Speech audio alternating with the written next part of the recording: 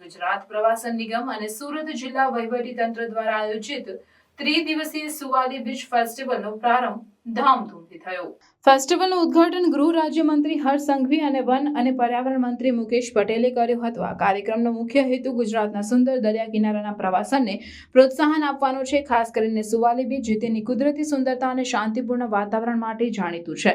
ઉદ્ઘાટન સમયે મંત્રી હર્ષ સંઘવી રાજ્યની સમૃદ્ધ કુદરતી સંપત્તિ અને દરિયા કિનારાના પ્રવાસન સ્થળોને વિકસાવવાના સરકારના પ્રયાસો પર પ્રકાશ પાડ્યો.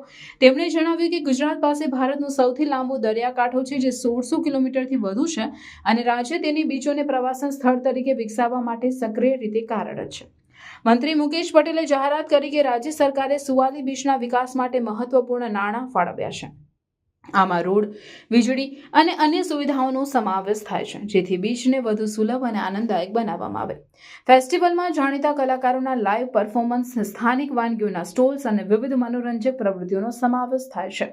સુવાલી બીચ ફેસ્ટિવલમાં 3 દિવસ દરમિયાન 3 લાખથી વધુ મુલાકાતીઓની અપેક્ષા છે. આ કાર્યક્રમ માત્ર મનોરંજન પૂરતો નથી, પરંતુ સ્થાનિક હસ્તકલા અને સ્વસહાય જૂથોને તેમના ઉત્પાદનો પ્રદર્શિત અને વેચવા માટે મંચ પણ પ્રદાન કરે છે. આ પહેલનો હેતુ સ્થાનિક અર્થતંત્રને પ્રોત્સાહન આપવાનો અને આ વિસ્તારમાં રોજગારીના અવસરો સર્જવાનો છે.